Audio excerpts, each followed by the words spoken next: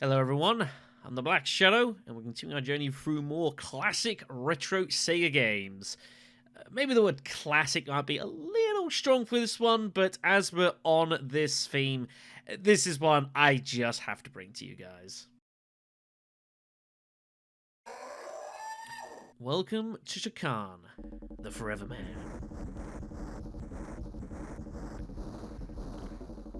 Released in 1992, developed by Extended Play Productions for Sega, Chakan is a game of notable reputation. It is a 2D action platformer, very, very cool, designed based off a comic book of the same name. Graphically and presentation-wise, this game is really, really impressive, I think, for its time. It does a fantastic job. The plot's also super cool as well. However, this is also probably one of the hardest games of its generation. And I've played Battletoads. Have we ever done Battletoads on this channel? Maybe that's a question I shouldn't be asking.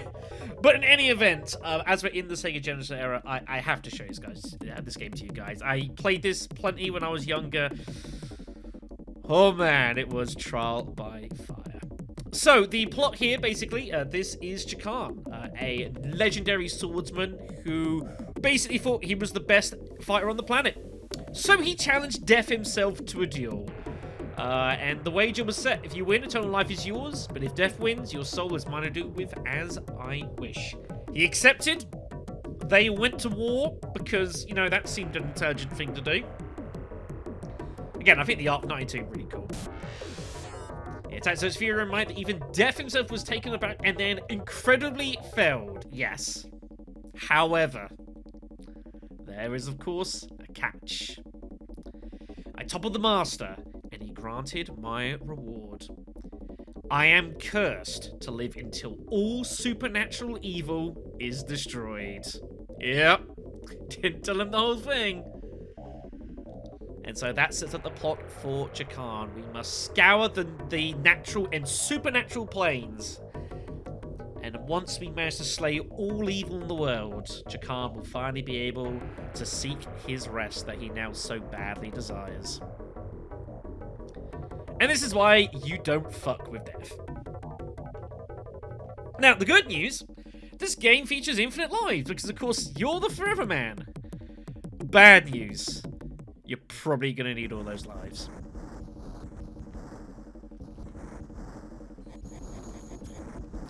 Why did I think this was a good idea? I have no idea. But we're here now, so there we go. Okay then, so if we get ourselves started here, you can go to the options menu. There's a couple of cool things in here, should be noted. We do have access to a couple of different difficulties here. Your easy mode, hard mode, and you've also got a practice, which basically gives you everything at the start of the game, so you can kind of play around and see what happens with what.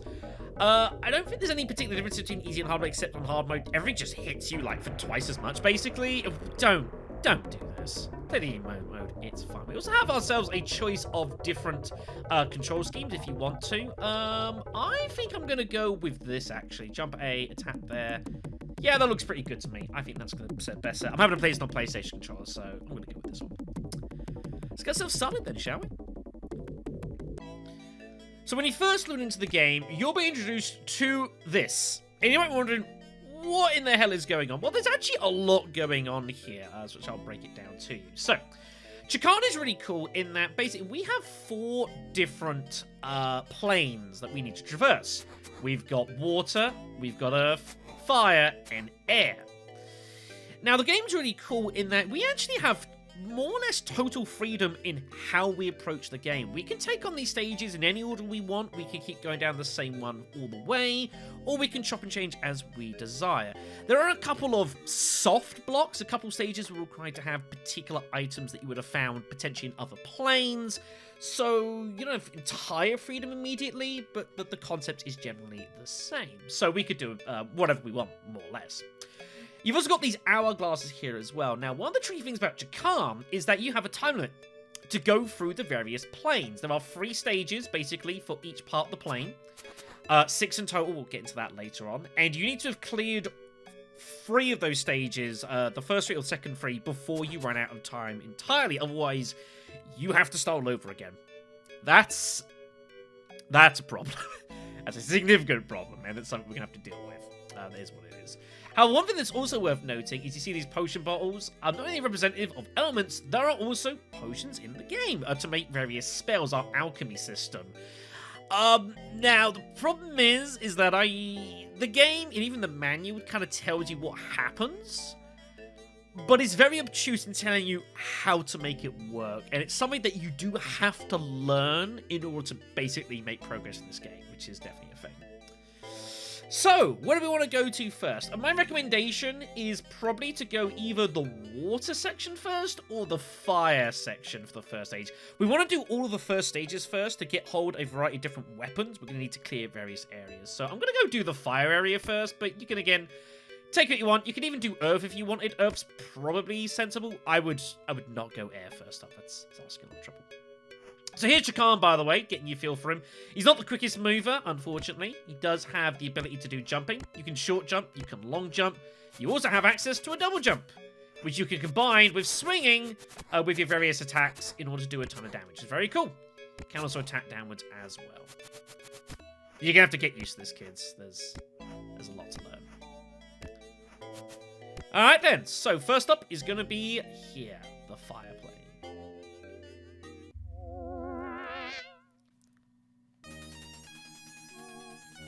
She is known as Elkenrod.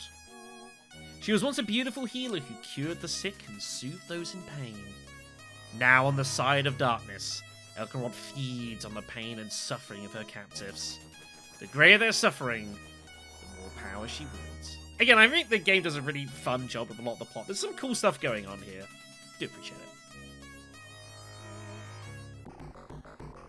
Alright then, so let's get going. So, quite a few of these stages, enemies will come at you pretty much immediately, so do be prepared for that. As you can see here, they're generally not too threatening at the moment, but they will come after you, so be wary of that. Alright, let's make our way through. So, Chakan does have his double jump. The thing is, the double jump is you've got to use it, the second jump, while you're going upwards. If you wait until you go down, you do lose access to that, so you've got to be careful there. To make progress, we can jump down, pressing down and jump here, make our way across. So Chakan isn't like the greatest platformer in the world, but I mean he will suffice here. You're right.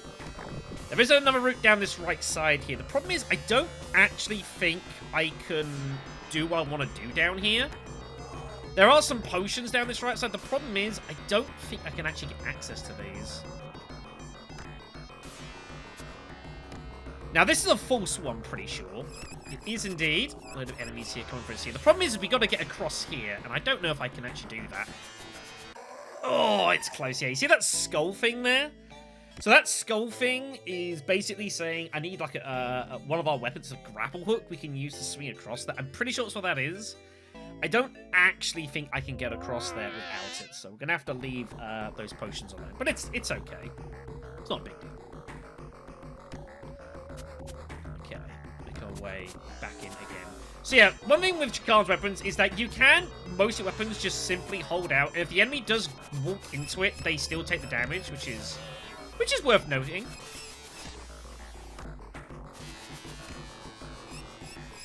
Enemies also, some of them at the least, do respawn, and that's a little rude. So you'll be very cautious of that.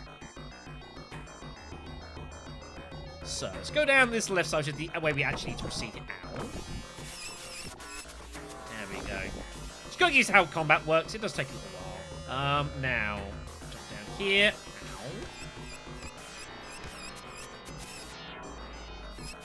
Yeah, one thing you gotta make use out of the spinning attack there. Really, really strong.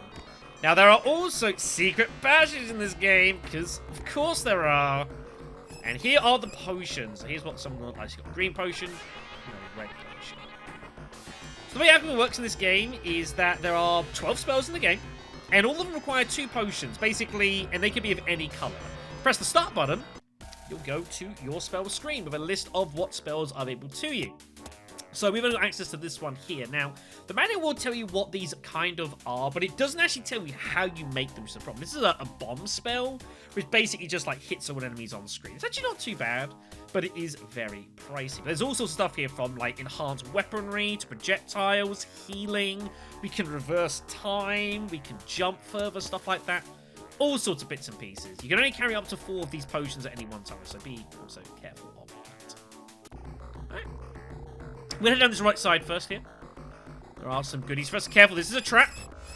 Yep. Careful of that. So we're coming down here. It's because there are goodies. We need to get hold of what goodies we can while we still can. These will dry up then later on in the game. There's another red potion there. So now we can get access to this here. This is the Earth Sword, I believe it is. I believe it's the Earth Sword. There are different elementals you can use for swords, which can make your weapons more dangerous to some type of enemies. There are also enemies late in the game that are invincible to certain attacks, and you're going to need some spells. Ow. That's a bit slippery. So make our way back across left here, and we'll start making our way, which is the way we do need to actually go. Let's go this way first. Watch out for more enemies. I see you. There we go. Come on. Nope. Oi! You put that down. There you go. Okay. You don't get anything for killing enemies for the most part in this game. There are some enemies which are particularly tough. If you do kill, you can actually get some potion bottles from. But they are pretty rare, and they're also usually quite a stiff fight. So debatable if it's actually going to be worth it in the long run. Get out of here. Nope. Just swing that around. Also have a ducking ability as well in this game, which actually is useful in some spots. More of these spirit dudes, whatever the hell they are. Okay, to make our way down here, this is going to be fun. Let that fire go. We're just going to... Ow. Oh, a bit unlucky. Let's crouch down. Might be able to avoid some of the fire here. We do largely. Okay, that wasn't too bad a result. Right, now we've got to get down this one here, which could be fun. Let's let that fire go. Ah, damn it. Yeah, a bit tricky, some of these. Up another one, and then down this right one, and this is the last one down the right there. So we're nearly done. We should be all right here. You can see time ticking away down the right side. Let's just go. Nice, well done. And here is the scythe and our reward. Alright, very nice. So, you can use the use buttons in your controls to change your weapons. So here's the scythe. It's not as quick, obviously, as it's going to be the twin swords, for example. More of a swinging style weapon. However, this can also be used for cutting your way through certain obstacles. And it's on the whole pretty solid. Now, we're not going to continue down the fire realm. We're actually going to go to a different realm now, I imagine, because there's another particular item that I want to get hold of here. And that is the grapple hook. So you can see now we have completed the first of the red stages. Very good. So we're going to go down the water realm next here. Again, I would probably recommend do all of the first stages where possible immediately, just to get hold of the all the items. Pretty useful. Water realm.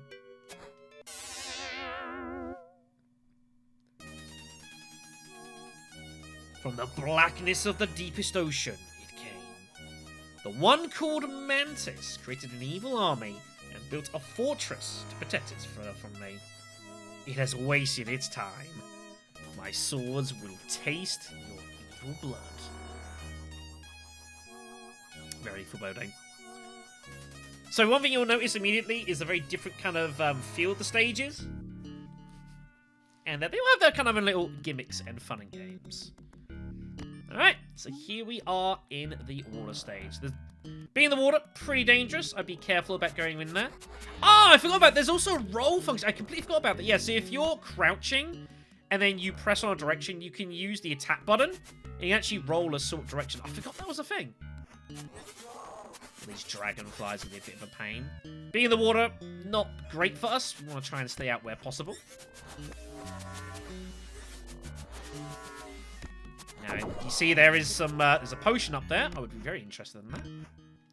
Come on, Chakan. There you go.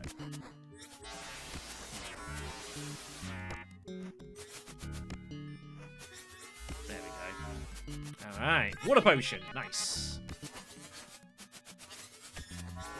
There's quite a few potions dotted around, actually, in the water stage. It's not a bad opener if you want to take this instead. A lot of fun potions around. And the grapple hook is just incredibly useful. But I fancy doing fire first. Okay. Let's keep going here. Now, some stages, what you'll find as we go through here is some stages have mini-bosses. And typically how these first, like, levels go is the first place you finish... Ooh, potion up there. There we are. Ah, damn. The first stage, you just need to get hold of the weapon you need. The second one has a mini-boss, and then the third one has the evil entity that we're hunting. Ah, damn it. Platforming sometimes is a little tricky. There we go. We have space for that? We do indeed. So you can see we're starting to get some cool spells now. We got fire swords. This is invisibility. Very, very strong.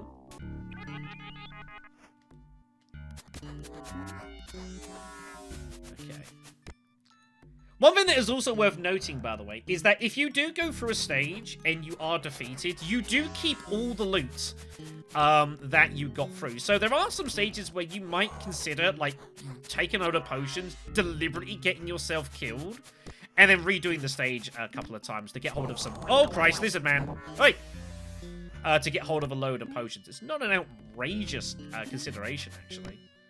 But bear in mind, you do not get your time back. Now, can I get you with this scythe?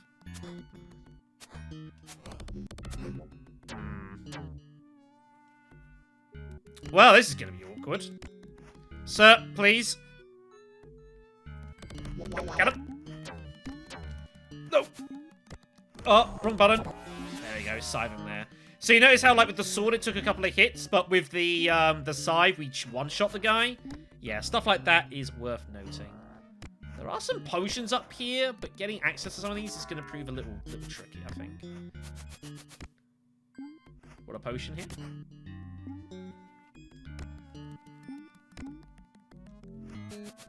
We got an air potion up here. Very nice.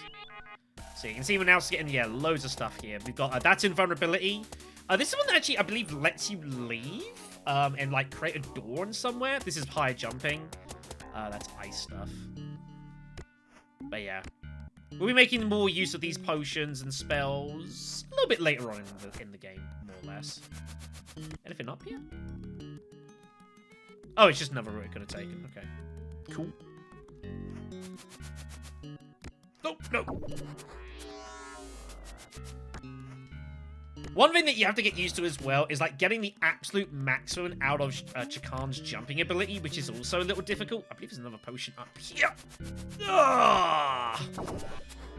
It's only a blue. It's not a big deal. I could use, like, my higher jumping to guarantee getting there, but it's like, it's not a big deal. I heard that. Shit, back. Okay, we have ourselves our little mini-boss here. We've got this octopus thing. We're going to have to take him down. Unfortunately, he has us at a range disadvantage. So we're going to have to be a little bit, cleverer here. Let's get past him for the moment. Get ourselves in a bit of a better position. Yeah, so you got this area here, for example. We can't actually leave until we defeat the enemy here. So we are going to have to go to war. This might call for actual legit combat here. Sure, let's demonstrate some of these spells, shall we? So this is, I believe, as he quickly checks, this is Fire Sword? Does Fire Sword work in water? Well, we're about to find out. So we use this. And we now have Fire Swords. We actually have projectiles. Yep, they do work. So we're going to use this and start sending this to attack him. It's going to take a few hits, this dude. It's got us in an awkward position here. Get him. There we go.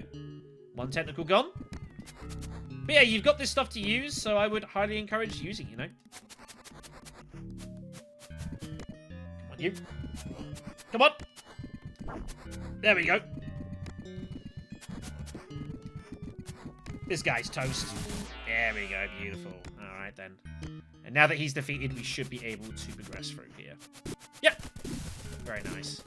I believe there's another potion or two up there, but it's not a big deal. Blue potion. There's our grab hook. There's a red potion there as well.